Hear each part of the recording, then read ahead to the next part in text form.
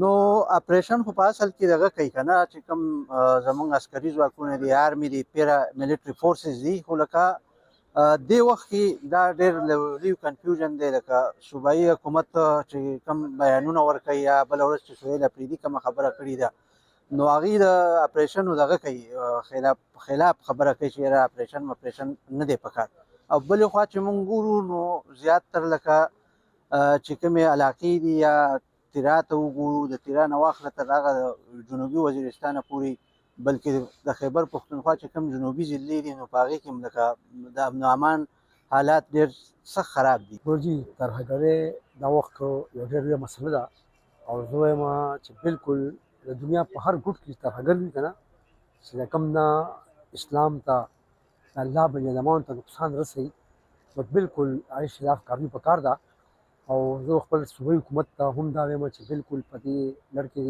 وفاقي حکومت سره او سیکورټي فورسز سره پوره مرسته وکړي او د ترهګرۍ خلاف دې یو مؤثره کاروايي وکړي چې کوم دلته ترهګر دي چې د هغې بالکل د جړې نه جړې دا وښکلی شي چې خلک په دې صوبه کې د امن ژوند تیر کړي.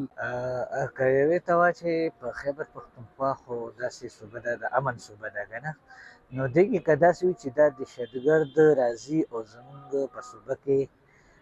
امن نه غواړي دهشتګردي پیلاوي نو د سره دې ته پکار دي زموږ حکومت ته پاک فوج ته پکار دي چې د دې خلاف اپریشن بیا ضروري دی دا کول دي دا دهشتګرد د سطح صفایه نه بالکل صفا کول دي او د دې جړ ختمول دي ځکه چې زموږ صوبه د امن صوبه ده موږ پښتانه یو نو موږ پښتون کله هم داسې اتنګ یا داسې شر یا فساد نه غواړي نو پاک فوج ته پکار دي که صوبه کې دهشتګرد وي او دهشتګردۍ ښکار ده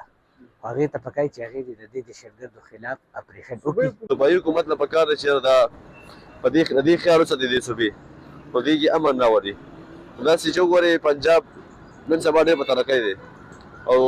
کې پي کې چې وګورئ کې پي کې لپاره هېڅ هم نشته حالانکې ما یو ویډیو خپله کتله چې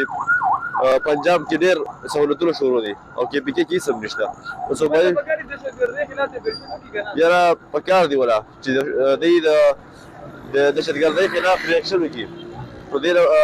صوبایي حکومت ته پکار چې دوی وکړي ریاکشن وکړي او دهشتګردي ختمه کړي.